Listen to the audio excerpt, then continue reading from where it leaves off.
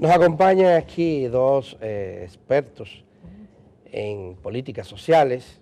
Se trata de Jenny Torres, quien es la coordinadora de cambio de políticas públicas de Ciudad Alternativa, pero Jenny es muy conocida entre nosotros y el público por su trabajo de investigación sostenido durante mucho tiempo y ha trabajado en varias instituciones sin fines de lucro, de bien social en el país.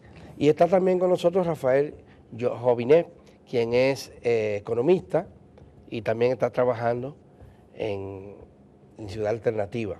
Bienvenida y bienvenido. Gracias, a este gracias. Programa. Y bueno, una de las razones por las que le hemos invitado es porque un conjunto de organizaciones sociales acaban de hacer un balance de los primeros 100 días del gobierno, de este segundo mandato, del gobierno de Danilo Medina.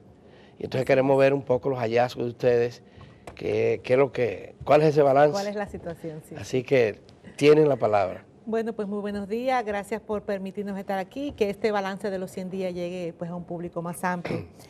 Pues sí, la semana pasada, el día 30, estuvimos varios compañeros de política comentando un poco acerca de tres aspectos fundamentales de estos 100 días, sobre los temas de transparencia a cargo de Cándido Mercedes, un poco ver qué ha pasado con los temas de vivienda, sobre todo porque este fue declarado el año de fomento a la vivienda, y Rafa que nos hizo un análisis de la situación fiscal de estos 100 días. Y nada, algunos elementos relevantes en el tema de vivienda, que es lo que me tocó exponer, comenzando con que es un poco difícil para uno hacer la delimitación de qué fue antes y qué después, porque estamos en un gobierno que ha continuado y hay muchos de los elementos en materia de vivienda que son, vamos a decir que ha sido una continuación que desde una perspectiva pues es positivo, porque el propio hecho de declarar el año 2006 como año de fomento de la vivienda nos ha ayudado a que el 2016. tema 2016, sí, me fui muy atrás. Sí. El 2016 pues nos ha ayudado a que el tema cobre relevancia, a que el tema esté sobre el tapete. Eso es positivo y demuestra un interés potencial, ¿no?, de ocuparse de todos los problemas del déficit habitacional. Y en lo que es propiamente de este nuevo gobierno, pues el anunciar el presidente que este será el cuatrienio del agua también es una buena noticia. Sin embargo, esa buena noticia entendemos que aún le falta ponerle elementos que realmente muestren ese compromiso, porque el déficit habitacional de República Dominicana es muy elevado. Estamos hablando de más de 2 millones de viviendas, y lo que se ha visto en estos 100 días es que hay un interés de continuar con la misma política de impulso de fideicomiso, que no impacta realmente el déficit habitacional, al menos de la población más empobrecida, que es entre un 70% de la población, entre empobrecidos, vulnerables, todos esos estratos. Esa nueva terminología para ocultar la realidad. Para ocultar la realidad. Pero en grueso, más o menos un 70% de la población no puede acceder a ese tipo de programa, de política como la del fideicomiso, y por eso entendemos que estos 100 días no están dando respuesta ni a lo que se llama este cuatrienio del agua, ni tampoco la suma del primer semestre del año y lo que va hasta ahora.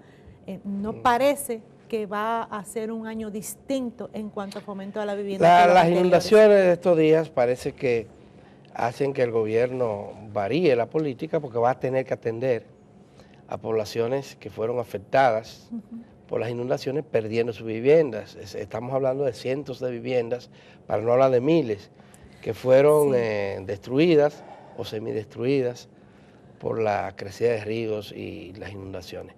Sí. ¿No piensa esto, que esto le da un tablazo a esa política? Nosotros pensamos que esto que ha ocurrido y que sigue ocurriendo, aunque ya los medios no lo sacan tanto en el Cibao, pero lo mismo que ocurrió con Matthew, debió mover la manera en cómo se construyó en el presupuesto. Y quiero citar una comparación.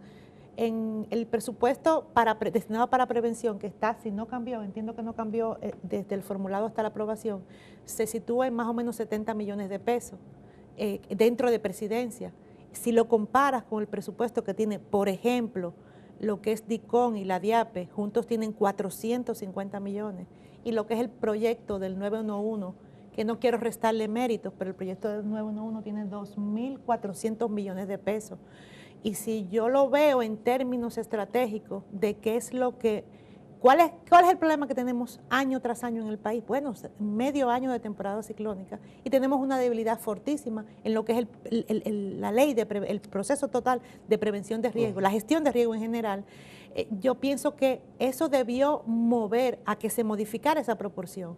Si yo apruebo un presupuesto con 70 millones solamente para ese proceso de prevención de riesgo y le dejo 400 millones a DIAPE y DICON y le dejo 2.400 millones a 911, entonces no estoy variando mi política frente a lo que realmente la realidad me muestra y a pesar de lo que ocurrió ahora en el Cibao, pues ese sigue siendo el presupuesto. Pero la DIAPE y DICON son instituciones muy importantes para el gobierno, esas son las que construyen imagen. Lo que ocurre es que se supone que los presupuestos, no quiero decir que no son necesarias, no es el análisis que quiero hacer, pero dentro del mismo ministerio, yo digo, ¿qué es lo que me está afectando más? Tengo arrastros damnificados desde George, desde David, desde Noel, desde Olga, por la debilidad precisamente de esa política de gestión de riesgo, desde la prevención hasta el resolver luego que ocurre el fenómeno. Entonces tiene que llamarnos a mover ese presupuesto y a movernos como país a decir cuál es el diagnóstico que me ha dicho que necesito mejor el 911 que una política de gestión de riesgo. Bueno, la vivienda pública, antes de que pasemos con Rafael Joviné, ¿ha logrado siquiera responder a los requerimientos de vivienda que se han derivado de estos fenómenos atmosféricos periódicamente? No. Siquiera los que se han, digamos, si pasamos un balance desde el huracán David para acá, los que han sido damnificados han sido... ¿Se ha creado vivienda suficiente para atenderlos? No, eso es precisamente lo que quiero apuntar. Nosotros recién el año pasado terminamos una investigación en 11 asentamientos humanos que albergan damnificados desde el ciclón David, desde el huracán George, desde la tormenta Noel y Olga, que todavía están viviendo en capacidad transitoria. Son personas que fueron o colocadas por las autoridades o que ellas mismas se movieron a esos lugares y que están en condición permanente esperando respuesta. ¿Y esas personas, cuántas viviendas estaríamos hablando? Estamos hablando en el recorrido que hicimos más o menos de 2.111 familias. Pero se han construido mucho más que eso. Se han construido muchos más y pero lo que ha ocurrido es que, y cito el caso concreto de San Cristóbal, en donde habrá algunas 300 familias más o menos en uno de los albergues, y se han construido viviendas, apartamentos, vamos a decir que hubiesen podido albergar a toda esa gente, pero no han sido entregados en su totalidad a las personas damnificadas. Eso se le han dado a otras personas. Se le han dado a otras personas y lo grave de este punto es que en el plan estratégico del INVI, que es donde estaba contenido esta construcción de estas soluciones, fueron sacados en el 2014, o sea, como si ya se hubiese resuelto el problema. O sea, sale la palabra damnificado del plan estratégico del INVI, pero sigue la gente viviendo en condiciones de temporal. A ver, Joviné, ¿cuál es tu visión de qué es lo que te tocó en ese análisis de los primeros 100 días? Bueno, ¿Cambio o continuidad? Continuidad con ligeras variaciones, digámoslo así. Dentro de política hubo un grupo muy diverso de organizaciones en distintos ejes, en distintas sectoriales, y nosotros pues nos tocó la parte de fiscalidad, es decir, 3 componentes básicamente. Primero, inversión social y derechos como tal. Segundo, el sistema tributario. Y tercero, el pacto fiscal. Entonces, hubo no todas las propuestas que nosotros estábamos haciendo en ese momento, pues fueron aceptadas, ni por este gobierno ni por los demás candidatos, eso sí es bueno aclararlo, pero nosotros con el partido en el gobierno hicimos el ejercicio de comparar el programa con los primeros 100 días. Nosotros, por ejemplo, estábamos pidiendo que mínimo la inversión social hubiese un compromiso de llevarla al año 2020 por lo menos al 12% del PIB, al 12%, teniendo en cuenta que ahora mismo está en un 8% y la media en América Latina es de un 15%. Nosotros pedimos un 12%, teniendo en cuenta los planes de la Estrategia Nacional de Desarrollo, tanto en educación como en salud, si se cumpliese la estrategia, estuviésemos en un 10% en el año 2020, pero no encontramos en estos primeros 100 días un compromiso real de eso. De hecho, nuestras proyecciones dan cuenta de que para el año 2020 no llegaremos ni siquiera a un 9% del PIB, porque la economía crece a un ritmo en el que la capacidad del fisco de poder absorber más recursos pues no es suficiente en este sentido. Y ahí hay dos cosas importantes que entran en colación, que en los 100 días se han revelado. Uno es la política, la presión tributaria como tal, es decir, el nivel de recaudaciones, con todo y que han aumentado las recaudaciones año a año, pues la presión tributaria como indicador pues sí tiende a descender. Y en esto otro factor que influye es el peso de la deuda, por ejemplo, y esto ha salido recientemente los niveles a los que estamos. Algunos dirían que en relación al PIB no debemos ni siquiera el 50% y que otros países deben el 100%, pero esos países deben a mucha menor tasa de interés y encima a nosotros lo que nos cuesta cada año la deuda, estamos hablando de que de cada 4 pesos que le entran al Estado Dominicano, al menos 1 es por concepto de deuda pública. Y eso es una situación que en el tiempo se volvería insostenible.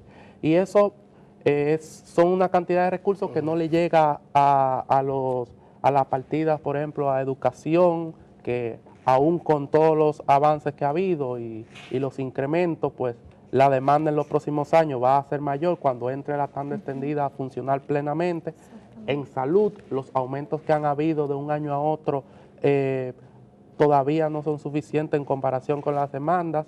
Y en este tema en particular, por ejemplo, de gestión de riesgos y el Fondo de Calamidades Públicas, nosotros actualmente invertimos la 10ª parte del 1% que está establecido por ley. Y con esa situación, el mejor reflejo es lo que precisamente estábamos comentando en la parte norte del país. Ahora se ha anunciado unos 6.000 millones para atender a las familias que han quedado damnificadas. 6.000 millones con un préstamo que se va a tomar. Si el 1% del Fondo de Calamidades Públicas se cumpliría, se hubiese cumplido desde 2008 para acá, tuviésemos recursos para por lo menos hacer 6 barquitas. Bueno, la partida fija se ha mantenido fija en 590 millones de pesos. Eso es un Cada 10% del 1% exacto, establecido. Una ínfima proporción de lo que dice la ley, pero bueno, en tantas cosas que dice la ley y hacemos otras. Pero eso que alude la proporción del PIB que se debe es un eufemismo muy grande. Por ejemplo, uno de los países que de gran endeudamiento es el Japón. Sí. Pero resulta que el Japón no solamente que la tasa de interés está menos del 1% de lo que debe, y la de nosotros está a un promedio de 9%, sino que el Japón no tiene deuda de acueducto, no tiene deuda de electricidad, no tiene una deuda social de vivienda como la nuestra, ¿y de salud? No tiene deuda social en los hospitales, no tiene, le faltan alcantarillado sanitario, ni pluvial, ni... O sea, estamos comparándonos con situaciones muy diferentes. Exacto, es diferente, el parámetro no correspondería en este caso. Lo otro de estos primeros 100 días tiene que ver con la eficientización del gasto público. Ustedes hablaban esta mañana sobre la cantidad de duplicidad de funciones, de nóminas y todo eso. Nosotros sí monitoreamos, por ejemplo, algunas de las medidas que fueron puestas en el programa de gobierno y que incluso en el discurso de juramentación del presidente sí fueron anunciadas como ejemplos que va a tomar la administración pública. Por ejemplo, la eliminación de la Comisión de Reforma del Sector Salud, esa es una, pero ojo, que hay otras 20 comisiones que habría que por lo menos revisar lo que propiamente se están haciendo. Otro fue la creación de la Autoridad Única del Transporte. Sabemos la gran dispersión que hay en el sector transporte, que en general maneja fondos por más de 9.000 millones de pesos.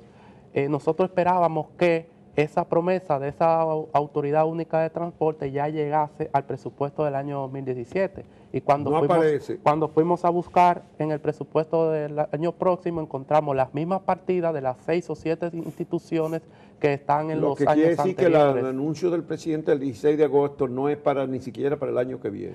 O va a ser gradual y no se ha avisado, pero el punto es que tendrían que que hacer más claro en ese sentido, porque una autoridad única de transporte, por lo menos entendemos que va a haber una fusión y un sistema de eficientización de esos recursos en ese sentido. Lo otro es que sí ha iniciado es un sistema de evaluación y monitoreo a cada institución pública, que eso fue puesto en ejecución por el ministro de la Presidencia, el señor Montalvo, pero bueno, esas son cosas que ya desde hace 4 o 5 años estaban ya previstas en la Estrategia Nacional de Desarrollo. Es bueno sí que tomen la iniciativa, pero que sepan que también van rezagados en función a cuando debieron de hacer todo eso. Sí se ha anunciado la suspensión de regalos navideños con fondos públicos, eso fue hace unos días, habría que ver si realmente eso se puede cumplir. Lo que no encontramos es... Pero ustedes lo ven positivo eso. Bueno, lo que se ha declarado es que se va a eliminar como tal los regalos en las principales instituciones del gobierno central. De entrada, pues sí, pero habría que ponerles números a qué significa eso y de que no habría otro tipo de bonificaciones o de algún superflugio sobre el cual se pueda compensar o que llame a prácticas clientelares y demás. De todas formas, ninguna de esas medidas están cuantificadas y que son pocas en proporción a lo que está o en el programa del gobierno o a lo que nosotros mismos hemos denunciado. Todavía falta, por ejemplo, en el sector, en el Poder Legislativo, en el Congreso Nacional, en las unidades descentralizadas, en los ayuntamientos, es decir, el Estado hay que verlo en conjunto en ese sentido, porque muchos de esos dispendios vienen de esas unidades micros, esas comisiones, esas direcciones generales que operan en la comunidad, duplican funciones, comisión de desarrollo barrial, ustedes mencionaron, pero también está la de desarrollo provincial, pero también está la de las comunidades, etcétera. Es decir, todavía es mucho lo que queda pendiente en ese sentido y en los primeros 100 días pues es un poco rezagado en ese sentido. Lo que ustedes plantean nos dice que la situación de la población y sobre todo la población más empobrecida, lejos de mejorar, se mantiene o se agudiza. Sin embargo, nosotros no vemos una respuesta del movimiento social, de las organizaciones sociales, de las organizaciones comunitarias. Frente a esto, los reclamos, por ejemplo, de viviendas siguen reducidos a ONG y a organizaciones intermediarias, y se quieren entre las comunidades y otros sectores. ¿A qué ustedes atribuyen esa inacción, si se quiere, o esa quietud en que se encuentran las organizaciones sociales?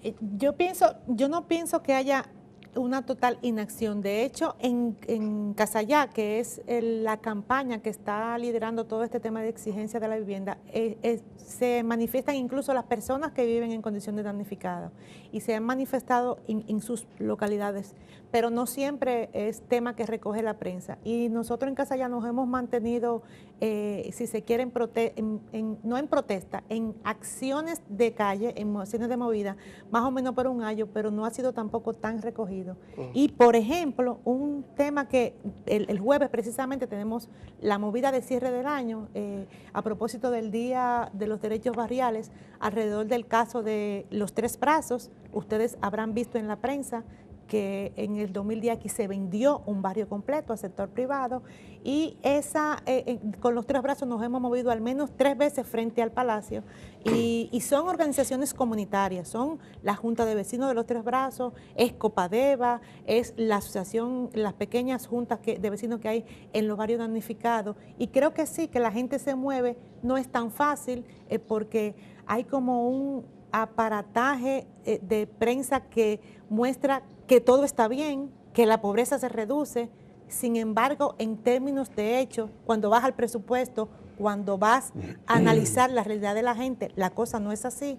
Las condiciones sociales no han mejorado con la magnitud que se presentan, y también eso hace que algunos líderes de opinión pues coloquen o apoyen, ¿no?, que esos cambios que pudieran estar sucediendo, pero no totalmente. El problema se ve claro entre los líderes de opinión, si consideramos líderes de opinión a todos los comunicadores, la alta proporción que ha sido absorbida por el Estado, las nóminas públicas. Pero no está pasando lo mismo con esas comisiones para el desarrollo barrial, para el desarrollo provincial. Ese era no el es otro punto, recuperando los activistas y poniéndolo en la nómina del Estado. Precisamente ese era el otro punto que quería colocar, y es que no solamente desde ahora, viene ocurriendo desde hace rato con los programas con Solidaridad, con SENASA, con el famoso Barrio Seguro, con diferentes programas se contratan los principales líderes sociales, las principales lideresas sociales, y frente, el propio ayuntamiento también, y frente a una situación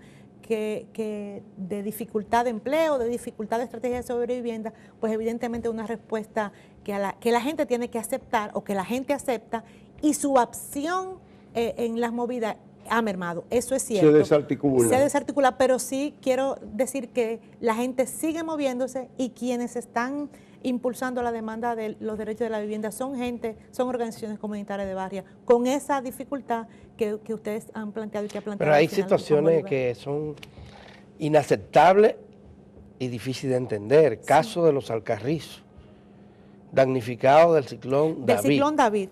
David. No ha habido un movimiento fuerte que obligue, porque ya sabemos que por voluntad propia. ¿Cuántos son las autoridades? En David hay, ¿cuántas familias? Más o menos tiene que ser alrededor de 100 familias. O sea que no es una inversión. No, por eso nosotros cuantificamos la inversión total. Rafa, ayúdame, ¿cuánto sería? Sí, nosotros levantamos unos 9 o 10 albergues y 11 en total levantamos. 11 albergues, eso era alrededor de 1.000 millones de pesos. Soluciones, por lo menos soluciones habitacionales. Exacto. En los que se construye realmente viviendas adecuadas para esas personas. Sí, que la inversión no sería... Pero tanto tiempo que ha transcurrido, y precisamente, de entonces hasta ahora, y el movimiento social... ¿Es la del 79? Sí, el David. Sí, el David porque fue el 79. Es el David del 79. O sea, van a ser 30 años ya. 36 años exactamente. Y hay que ver las condiciones que viven esa gente. Sí, son condiciones que yo siempre digo que hay pobres y están los damnificados, porque tú le sumas a la condición de pobreza como tal, esa condición de desarraigo y de que viven en un espacio temporal, porque ellos están esperando. Bueno, ya una parte se habrá muerto de ellos. Y tenemos casos de gente que nacieron allí y que eso es lo que conocen como vida. Y por eso es que decimos que hace falta, además de esa respuesta que se le está dando a la clase media y la clase media alta, que son los fideicomisos, una señal de que realmente hay un compromiso con el déficit. ¿Qué es la eso? Política social, ¿cuál fue el balance en sentido general, Jovine? En sentido general, los incrementos que ha habido en términos nominales, pues no ha reflejado, o por lo menos no se ha transparentado si eso ha tenido éxito en cuanto a paliar indicadores, en cuanto a resultados. Es verdad que en educación los resultados se ven al término de una generación, por ejemplo, pero sí hay resultados intermedios de, por ejemplo, la proporción de niños que dejan el abandono escolar o lo que tiene que ver con la cantidad de maestros por aula o la infraestructura en general. Nosotros todavía estamos esperando el informe de evaluación de la Estrategia Nacional de Desarrollo del año 2015 y ya estamos cerrando en el 2016. Es difícil hacer balance cuando no se tienen cuando el Estado no provee la información referente a cómo está cada sectorial, educación, salud, vivienda. Es decir, en ese sentido, la inversión social, la tendencia que hemos visto es que la inversión sube, pero cada vez el Estado es más pequeño porque se reduce su participación en la economía. Y ahora con el pacto fiscal que se ha dicho en los primeros 100 días de que ya va para el año 2017, esperamos de que no sea una discusión solo tributaria. Exacto. O una discusión solo en impuestos y determinados tipos de impuestos. Bueno, ya Jenny, por lo menos, los dos, ustedes tuvieron, no, Jenny sí tuvo en el 2012, en los intentos de pacto fiscal en el primero. Sí, ¿Tú correcto. también tuviste, yo? Sí, lo que pasa es que ese pacto terminó siendo no pacto. No, el gobierno sino una reforma tributaria. Desde que las organizaciones sociales pusieron su reclamo, el gobierno dijo, vamos a dejar eso. Claro. Sí. Pero se pospuso. Pero en esta convocatoria, que habría que ver a qué altura del año 2017 se llamará a pacto y bajo qué escenario, porque una de las demandas que hemos tenido en política es que bajo la estructura actual del Consejo Económico y Social, pues esa discusión no es viable. Primero, el CES hay una ley que ya regula el Consejo Económico y Social, que es de agosto del año 2015, que tiene ya 7 meses esperando un reglamento de aplicación que está llamando a reestructurar toda la membresía de las organizaciones, de todas, que está llamado a equilibrar las cargas. Es decir, actualmente las organizaciones del sector empresarial y económico superan por 3-1 a las del sector social y a las del sector sindical. Y una de las cuestiones que está puesta en esa misma ley que aprobó el CES es que tienen que ser todas iguales, de tercios en cada proporción. Y también la directiva en general del CES tendría que reformarse. Entonces, si se va a llamar a pacto fiscal, uno de los aspectos fundamentales es reestructurar el espacio que por ley y por constitución es el llamado a eso. Bueno, pues hay que agradecerle mucho a estos dos jóvenes economistas que trabajan todavía en el sector social, en Ciudad Alternativa y en política. República Dominicana, nos va a hacer, a lo mejor dentro de 4 años o 2 años cuando empiece el pacto fiscal, esperamos que ustedes estén ahí, porque muchos de los que estuvieron por el sector social hace 4 años ahora son funcionarios en el gobierno. Así que también los economistas y los profesionales han sido absorbidos, no solo los dirigentes barriales. Hemos tenido una baja también. Sí, exacto. Bueno, muchísimas gracias a Jenny Torres, economista, coordinadora de cambio en política pública de Ciudad Alternativa, y a Rafael Jovine, economista, miembro del grupo de fiscalizador de política RD. Suerte, muchas gracias por haber aceptado nuestra invitación. Vamos a despedirlo con este cafecito Santo Domingo.